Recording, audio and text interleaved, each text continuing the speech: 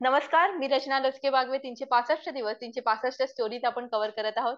या निमित्ताने रोज वेगवेगळ्या क्षेत्रात काम करणाऱ्या लोकांच्या आपण मुलाखती घेत असतो. आणि आज आपल्यासोबत एक अशी उद्योजिका आहे, ज्यांनी बरेच काही काम केलेलं आहे. आपल्यासोबत आहेत मोनिका प्रधान मॅडम. सोल कनेक्ट या या कंपनीच्या त्या फाउंडर आहेत. अधिक माहिती आपण त्यांच्याकडनं जाणून घेऊया. नमस्कार मॅडम. नमस्कार. मॅडम, तुमच्या जीवन प्रवासाबद्दल थोडं आम्हाला सांगा.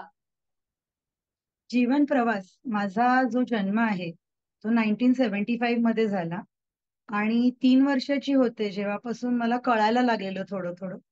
आणि जे पहिलं प्रेम जे आपण म्हणू तर मला म्हणजे जो आवाज आला पहिला कानावर तो होता आपल्या अमिताभजींचा. आणि जेव्हापासून मला आठवतंय तर तो आवाज माझ्या कानामध्ये इतका तो बसला. तर माझं जे पहिलं सोल कनेक्ट होतं ते होतं अमिताभ बच्चन. ऑफकोर्स माझी आई होतीच. आई, बाबा, माझे आजी आजोबा, माझी ताई हे सगळे होतेच. पण तेव्हा असं मला वाटतं की जेव्हा पहिल्यांदा त्यांनी मला बघितलं तर तेव्हा मी त्यांची सोल कनेक्ट होते, ते माझे सोल कनेक्ट नव्हते. आणि जेव्हा मला कळायला लागलं तेव्हाच सोल कनेक्ट होते अमिताभजी आणि ते आजही आहेत. जशी माझ्या आयुष्याला सुरुवात झाली तर तेव्हा मी अशी रडली आणि जर आजीनी मला कुठचाही अमिताभ बच्चनचा पिक्चर दाखवला तर तेव्हा जेव्हा मुलाची नजर स्थिर होते तेव्हा तो बघितलेला तो एकच चेहरा. आणि त्याच्यानंतर तो चेहरा बघत बघत बघत बघत मोठी झाले. आणि त्याच्यानंतर कळायला लागलं प्रेम काय असतं.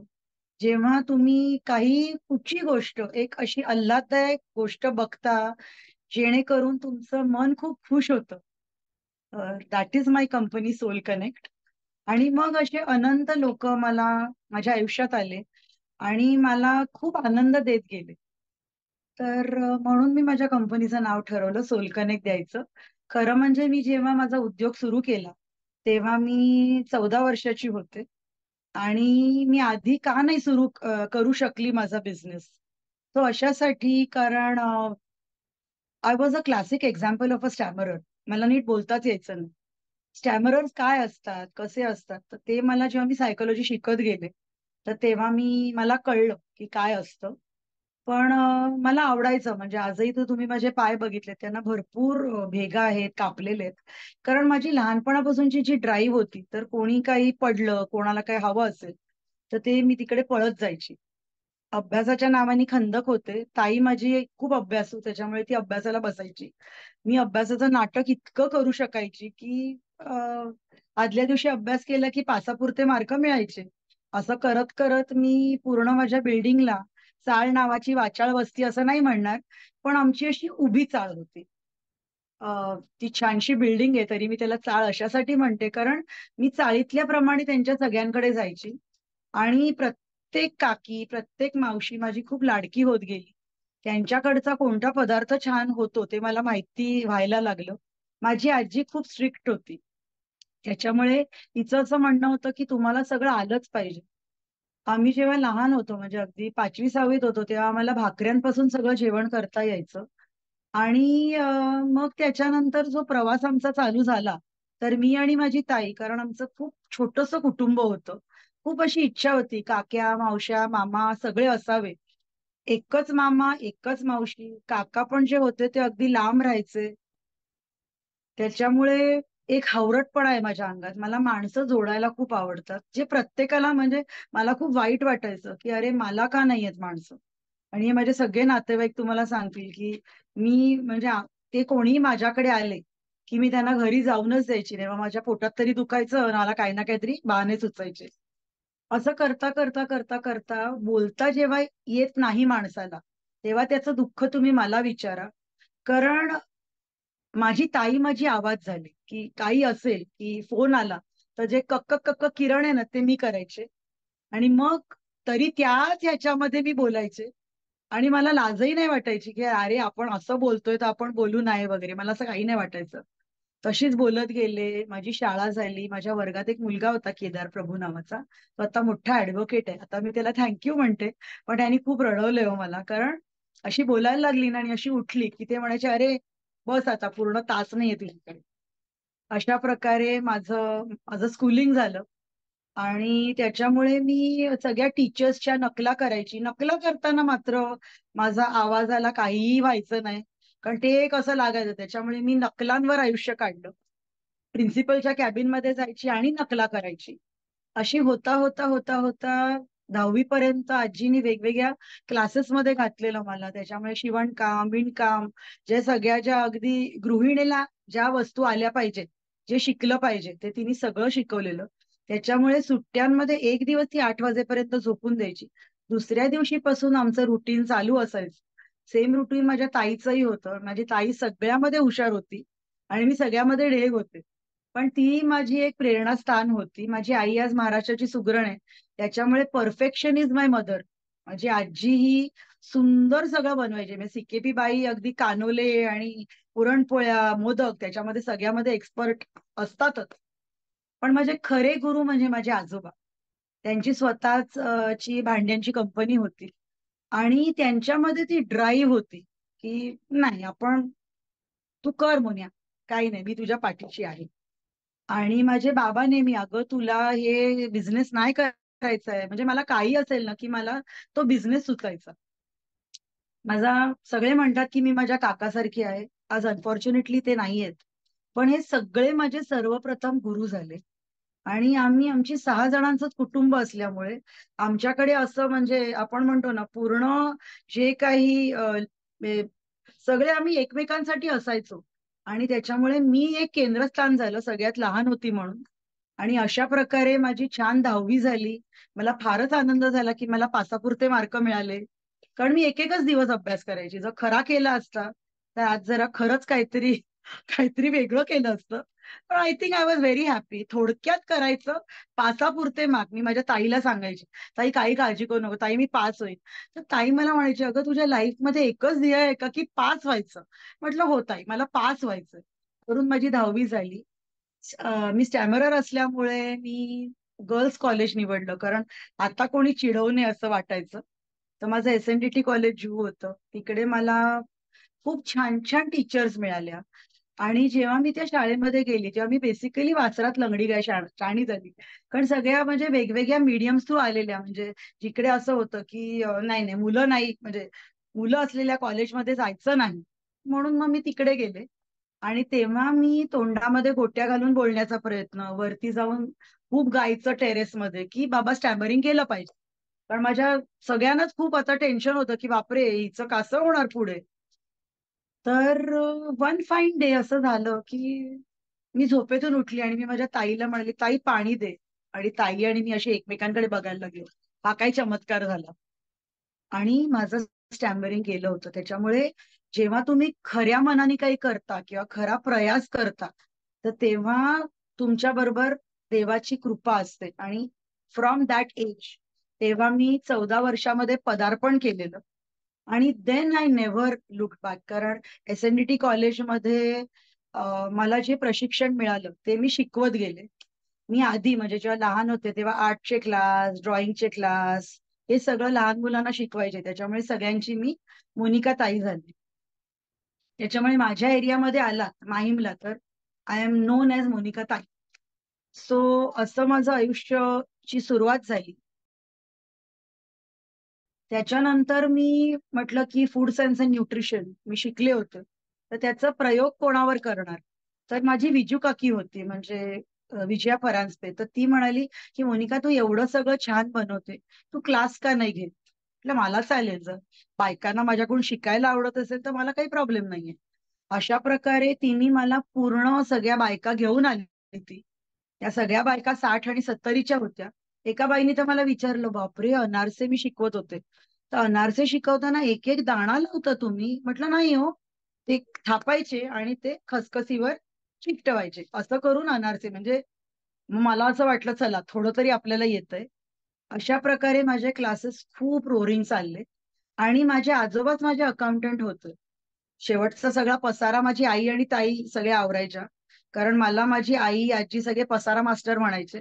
कारण जेव्हा मी क्राफ्ट पण करायची ना, तर ते क्राफ्ट करून झालं की मी तिथेच झोपून जायची. माझे आजोबा सगळं आवरायचे आणि माझी आजी म्हणायची की तुला ना बोल पडणार आहेत सासरून, आणि हे तुमच्यामुळे पडणार आहेत, आजोबांना सांगायची.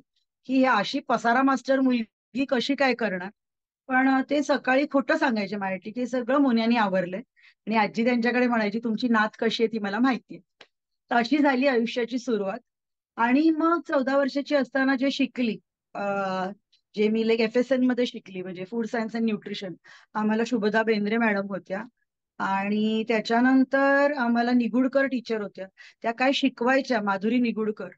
तर त्यांच्यापेक्षा मी त्यांची नक्कलच जास्ती करायची. तो पदार्थ झाला, त्यांच्याकडे दिला. ती अशी खूप अशी टॉल मस्त टीचर होती. आणि त्यांना कोणाचं आवडलं नाही की त्या म्हणायच्या व्हेरी बॅड प्रिपरेशन. आणि मग मी माझ्या मैत्रिणींना चिडवायची, व्हेरी बॅड प्रिपरेशन. तर त्या मला मला नकला करायला खूप आवडायच्या. आणि जे खरं प्रशिक्षण मला मिळालं ते मला माझ्या कॉलेजमधून मिळालं. SNDT कॉलेज जू. वाटताना असं वाटतं की अरे हे काय असं घरगुती शिकवतायत पोळ्या करायला, की असं नाहीये ते.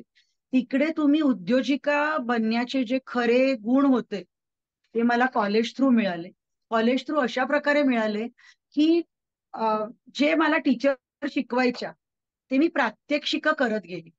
Food science and nutrition, textile, त्याच्यानंतर हे होतं लाईक आपलं सोशल वर्क होतं. त्याच्यानंतर लाईक इंटिरियरचं जे काय प्रशिक्षण होतं. तर बाळकडू जो होता तो मला माझ्या कॉलेजमधून मिळाला.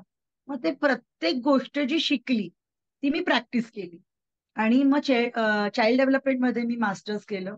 आमच्या लाईक सुजा कोशी मॅम, त्याच्यानंतर लाईक उमा रमेश मॅम, पै वैद्य मॅम, ज्या आमच्या लाईक HOD होत्या, गोस्वामी मॅम.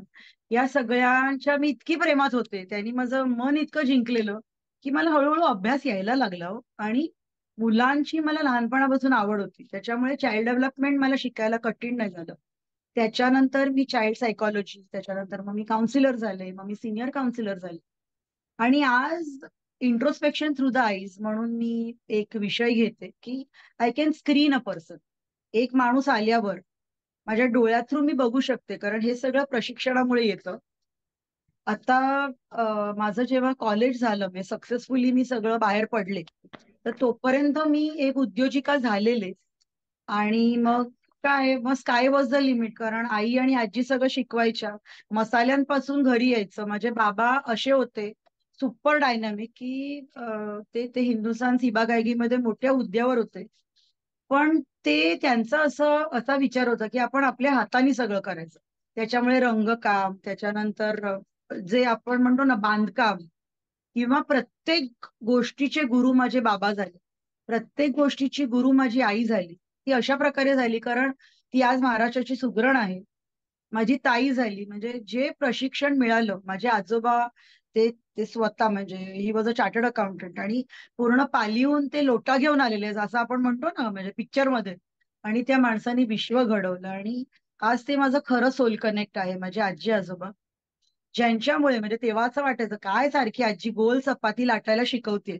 पण आज जेव्हा मी माझ्या उद्योजिकांना गोल चपाती लाटायला शिकवते, तेव्हा डोळ्यात पाणी येतं की नाही, आज जर तिने मला शिकवलं नसतं तर मला हे आलं नसतं. ऑफकोर्स माझ्या काकाची छत्रछाया होतीच, कारण कुठून तरी आपण म्हणतो ना जीन्स आणि पॅन्ट त्याच्यामधूनच आलेले. तर पहिली माझी माझी फॅमिली आली. त्याच्यानंतर माझे काका आले, जे खूप एंटरप्राइझिंग होते. मी लहानपणी म्हणायचे, काका आपण आपली कंपनी काढूया ना. तर लोकांना वाटायचं काय ही बोलतेय. माझा मामा, माझी मावशी, हे सगळे जण खूप ग्रेट ह्युमन बिंग्स आहेत. माझ्या आईचं माहेर ते पण खूप स्ट्रॉंग. त्याच्यामुळे सगळं जे आलं आणि जे अनुभव घेतले, त्यांच्या गोष्टी ऐकल्या, तर त्याच्यामुळे असं वाटलं की नाही बाबा आपण पण करू शकतो. आणि उद्योजिका मी घरीच झाले, कारण माझं घर खूप मोठं होतं, किचन तर खूपच मोठं होतं. त्याच्यामुळे सगळ्या गोष्टी मी घरी करायला लागले. आणि हळूहळू हळूहळू होता मी छोटी उद्योजिका झाले, आणि आज मी उद्योजिका बनवते. आय थिंक तुमच्या छोट्याशा प्रश्नाचं हे मी भलमोठं उत्तर दिलेलं आहे. बोला मॅम. मॅडम, आपल्याला माहिती आहे की अनेकदा जेव्हा आपण लहान असतो तेव्हा आपल्याला मिळालेली वागणूक किंवा आपल्याला बोलले जाणाऱ्या गोष्टी आपण खूप मनाला लावून घेतो आणि तेच गोष्टी पुढे आपल्या आयुष्यामध्ये कुठेतरी दिसतात. तर तुम्ही ह्या गोष्टी ओव्हरकम केल्या आणि एक सक्सेसफुल झालात. तर हे आज देखील अनेक जेव्हा आपण मोठ्या लोकांना बघतो तरी कुठेतरी त्यांच्या मनामध्ये एक लहान व्यक्ती लपलेला असतो आणि ते लहानपणी त्यांच्याबरोबर घडलेल्या ज्या घटना असतात ते कुठेतरी इम्पॅक्ट करत असतात. तर त्यांना ओव्हरकम कसं करावं त्याच्याबद्दल थोडं सांगा. जरूर. हे बघा, म्हणजे तेव्हा जेव्हा मी जन्माला आले, तर तेव्हा I was a girl child. तर आमच्या फॅमिलीमध्ये सगळ्यांना मुलगे होते. तर आमच्याकडे जेव्हा घरी लोक यायचे तेव्हा पहिलं स्टेटमेंट करायचे, "ऐ ग, अनिलला मुली झाल्या, मुलगा नाही ना, मुलगा नाही ना, मुलगा नाही ना, मुलगा नाही ना, मुलगा नाही ना." काय मुलामध्ये ठेवलं होतं हे मला माहिती नाही. ऑफकोर्स आय नो की खूप रिस्ट्रिक्शन्स असतात मुलींवर, कारण आज जेव्हा मी वेगवेगळा विषय हँडल करते ऍज अ काउन्सिलर, कारण आत्ताच जो विषय झालेला आहे आपल्याला, एक गोएंका प्रकरण झालेलं आहे, किंवा ज्या मुलींवर जे अत्याचार होतात. एक बंदिनी म्हणून एक मालिका होती, मला पिक्चरची खूप आवड आहे. तर नारीला समजून अबला, छळ आजवरी जो झाला, हे जे गाणं आहे ते कुठेतरी मनामध्ये ठसलेलं होतं माझ्या, की का या स्त्रीवर का अत्याचार होतो, देवा का रे आम्हाला जन्माला घातलीस, आम्हाला तू का असा असा विकर सेक्स बनवलंस.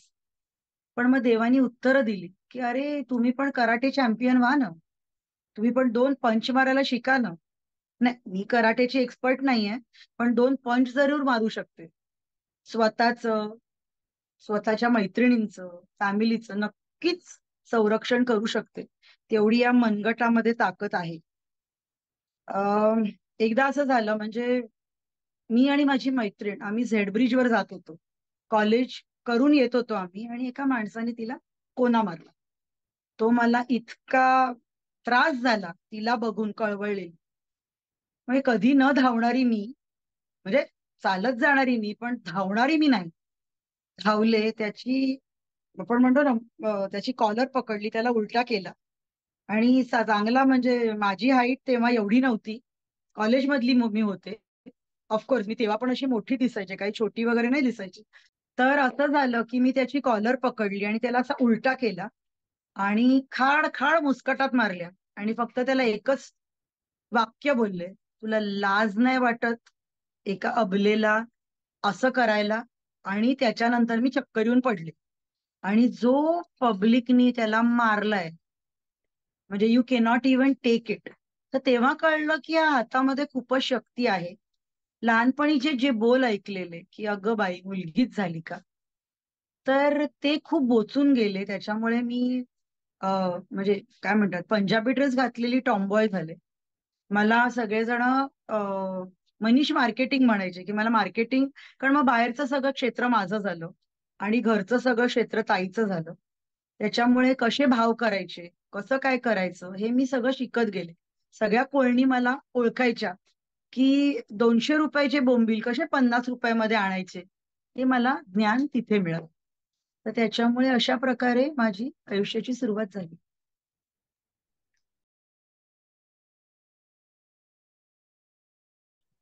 मॅडम, तुम्ही सोल कनेक्टच्या फाउंडर आहात, तर सोल कनेक्ट म्हणजे नक्की काय, आणि ह्या अंतर्गत आपण काय काय काम करतो त्याच्याबद्दल थोडं सांगा. बरं. सोल कनेक्टचं आता हे 4थं वर्ष आहे. माझ्या वेगवेगळ्या कंपनीज आहेत. तर त्या कंपनीजमध्ये जी माझी पहिली कंपनी होती ती होती मोनिका क्रिएशन्स. त्याच्यानंतर creativity nest, we create a creativity nest, अशी माझी कंपनी होती. आणि नंतर त्याची सगळ्याची नावं बदलत गेली. क्रिएटिव्हिटी नेस्ट ही जी कंपनी आहे, we create a creativity nest, म्हणजे प्रत्येक गोष्टीमध्ये जर तुम्ही उपमा आणलात, तर त्याच्यावर जर तुम्ही कोथिंबर घालता आणि पॉमोग्रेनेटचे दाणे घालता, दॅट इज क्रिएटिव्हिटी. सो जी मेन कंपनी आहे ती माझी क्रिएटिव्हिटी नेस्ट होती. माझे मसाले कसे पक्के भाजून मला ते करायचे होते. त्याच्यानंतर जर मी कुठचा पदार्थ केला तर तो कसा नाविन्यपूर्ण आहे, असं करत करत करत करत मी गेले. म्हणजे मीच माझी जज व्हायचे, मीच आरशासमोर उभी राहायचे, मीच प्रेझेंटेशन करायचे. कारण कुठेतरी ते लहान मोनिकाला हे सगळं खूप आवडायचं, कारण माझ्याहून कोणी लहान नव्हतं, त्याच्यामुळे पाया पण मीच माझ्या पडायचे. आणि स्वतःला सुधारायचे की एव्हरी डे वॉज न्यू. आणि जेव्हा क्लासेस काढले तेव्हा पण माझी माझी मैत्रीण होती माझ्याबरोबर, रेश्मा वेदक, ती आज टीचर आहे. आणि मग माझी ताई मला म्हणाली, अगं मला पण यायला आवडलं असतं, तू मला विचारलंच नाही. तर म्हटलं अगं पण मी एवढं सगळं पत्रकं लिहितेय. तर म्हणे नाही, तू आता तुझ्या मैत्रिणीला घेतलंस, मग तू मला नाही विचारलंस. तर म्हटलं बरं ताई. मग आई आणि ताई दोघी आल्या. दे दे बिकेम माय बॅकबोन्स, की कसं करायचंय, काय करायचंय. मग आम्ही आम्ही थोडंसं डिस्कशन करायचो. कॉलेज संपवून मी यायचे आणि त्याच्यानंतर आई सगळे माझे ट्रेज रेडी करायची. आणि त्याच्यामध्ये ताईचं एक प्रॉम्प्टिंग असायचं की आता हे बोल ते बोल. किंवा ती तर सुगरणच होती, म्हणजे ताई माझी सुगरणच होती. आईला तर तो तो किताबच आहे. माझी आजी आणि आजोबा देवर माय स्ट्रॉंग सपोर्ट. अरे चक दे. पण माझे बाबा खूप घाबरलेले असायचे, म्हणजे ते ते देवाचं मंत्रपठण करत असायचे की आपली मुलगी आता काय करणार आहे. तर ते मंत्रपठण केल्यामुळे असेल किंवा या सगळ्यांचा सपोर्ट असेल, पण ते क्लासेस माझे मस्त चालायचे. तो क्लास झाला की माझी आई दुसरा क्लास लावायची की तिसरा, म्हणजे अख्खा दिवस क्लासेस चालायचे. त्याच्यानंतर मग मी जे शिकले होते परत चाइल्ड डेव्हलपमेंटमध्ये, तर प्ले वे अप्रोच मुलांचे आर्टचे क्लासेस घ्यायचे, ड्रॉइंगचे क्लासेस घ्यायचे. अशा प्रकारे क्रिएटिव्हिटी नेस्ट ही जी माझी कंपनी होती, तर ही कंपनी म्हणजे घरगुती होती हा. काही फॉर्म किंवा ते गुमास्ता टुमास्ता काही नव्हतं. साधी सरळ मी नाव दिलेली क्रिएटिव्हिटी नेस्ट. एक नेस्ट, एक घरटं, ज्याला छान आपण क्रिएट करतो, ते म्हणजे माझं क्रिएटिव्हिटी नेस्ट होतं.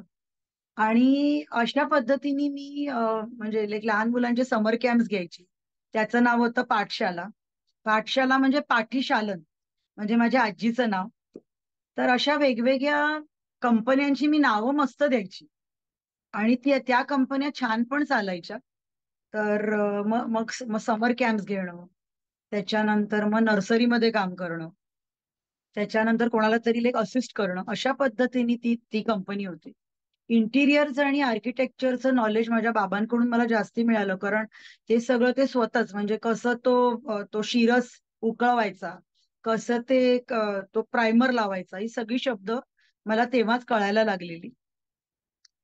त्याच्यामुळे हे सगळं प्रशिक्षण मिळाल्यावर मी तशा तशा कंपनीज काढत गेले.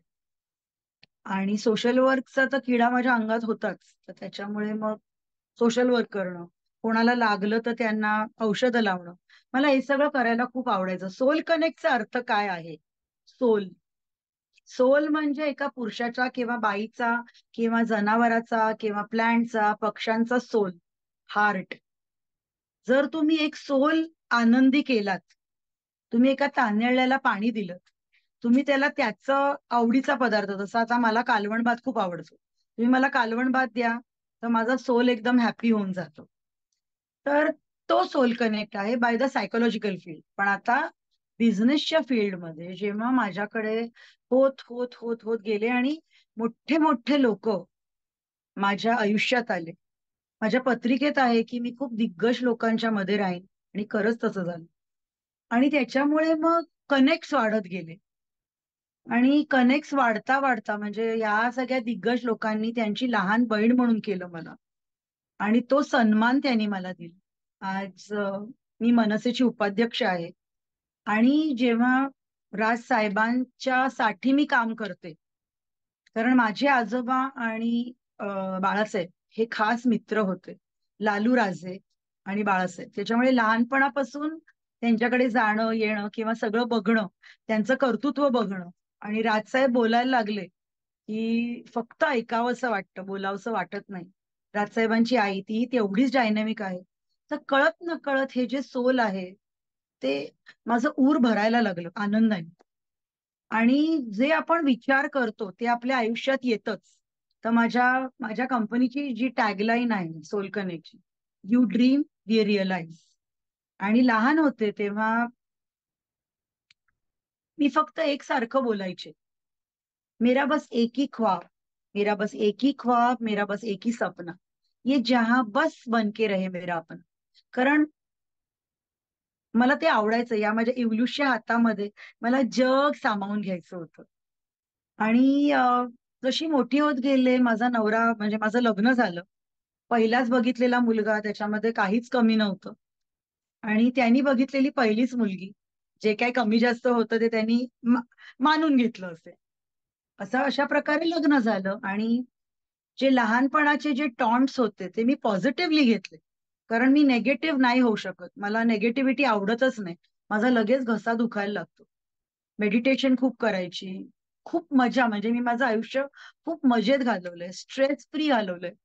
कारण प्रत्येक गोष्टीमध्ये प्रॉब्लेम झाला तरी तोंडामध्ये साखर आणि डोक्यावर बर्फ हे शिकले होते. मी तुमची खूप आभारी आहे, कारण बागवे साहेबांकडून माझ्या फेवरेट हिरो जे राधाकृष्ण पिल्लई सर आहेत त्यांची मी फॉलोअर आहे. आणि कॉर्पोरेट चाणक्य किंवा त्यांची जी पुस्तकं आहेत ती मी सगळी वाचते. पण मग आता तुमचे फ्युचर गोल्स काय आहेत त्याच्याबद्दल थोडं सांगा. फ्युचर गोल्स म्हणजे 40व्या वर्षी मी रिटायर झाले. कारण मी बोटीवर गेले, तिकडे पण प्रशिक्षण घेतलं, गॅली कुकिंग केलं. त्याच्यानंतर कंपन्या वाढवत गेले, तिकडे मी केस स्टडीज घ्यायचे, तिकडे सगळ्यांच्या कॅबिनमध्ये बिंदास जायचे आणि प्रत्येकाचे काय प्रॉब्लेम्स आहेत त्यांना हील करायचे. आणि अशा प्रकारे तो बोटीवरचा माझा एक परिवार झाला. इथे आले की परत लाड माझे खूप व्हायचे. माझे सासू सासरे माझे खूप लाड करायचे, कारण खूप दिवसांनी आलेले. माझे सासू पण खूप एंटरप्राइझिंग आहे. माझे सासरे बोटीवर कॅप्टन. तर त्याच्यामुळे माझा नवरा कॅप्टन, माझा दीर कॅप्टन आणि माझी जाऊ ती पण प्रचंड एंटरप्राइझिंग आहे. तिचं पण म्हणजे पिंकीज किचन म्हणून तिचा ब्रँड आहे. त्याच्यामुळे हे सगळे लोक जे आहेत ते खूप मला प्रोत्साहन देत गेले. आणि त्याच्यामुळे असं झालं की आपण म्हणतो ना की आता बास. म्हणजे मी माझ्या नवऱ्याला म्हंटल की आता 40 वर्षाची झाले, जे मला पाहिजे ते मला मिळालं. तर तो म्हणाला, खरंच तुला मिळालं? म्हटलं हो, मला खरंच मिळालं. अमर चित्रकथामध्ये एक गोष्ट आहे, शर्मशाल. शर्मशाल हा एक चोर असतो आणि त्याची आई त्याला म्हणते की तू हे चोरी कर, ते चोरी कर. तो चोरी करत जातो आणि शेवटी तो राजाचा मुकुट चोरतो. राजाचा मुकुट चोरल्यानंतर त्याला असं वाटतं की आता काय. तर आई म्हणते आता ह्याच्यानंतर तू काय तुला मिळणार. तो खूप डिजेक्ट होतो, त्याला खूप वाईट वाटतं आणि त्याच्यानंतर मग तो असा बाहेर जात होता. त्याला गौतम बुद्ध भेटतात आणि गौतम बुद्ध त्याला म्हणतात की काय झालं रे बाळा, तू काय एवढा दुःखी झाला.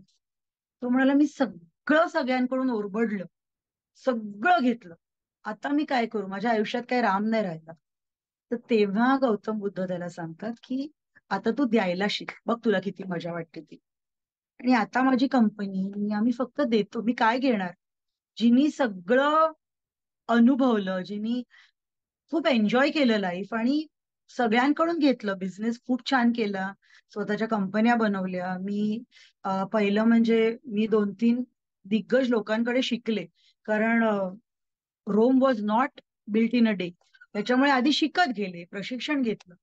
पण मग त्याच्यानंतर जेव्हा माझ्या कंपन्या झाल्या, तर माझ्या कंपन्यांमध्ये मी प्रत्येक माणसाला नावाने ओळखायला लागले आणि प्रत्येकाने मला खूप प्रेम दिलं माझ्या कंपनीमध्ये.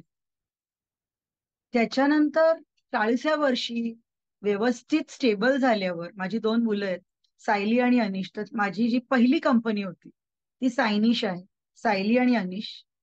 आणि सायनिश म्हणजे पॉझिटिव्ह एनर्जी, पॉझिटिव्ह ऊर्जा.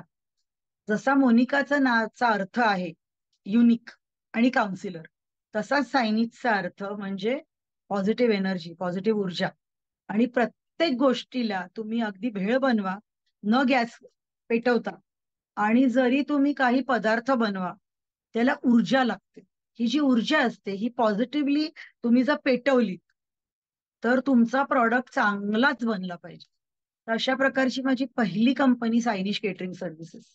आणि मग जे शिकलेली त्याच्या ज्या बाकीच्या कंपन्या झाल्या त्या.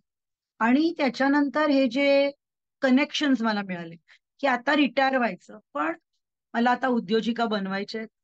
मला, कारण सगळेजण जाऊन नोकऱ्या करतात. बघा ना, बिझनेस करून, बिझनेस करणं अजिबात कठीण नसतं. फक्त तुम्हाला सातत्य पाहिजे असतं.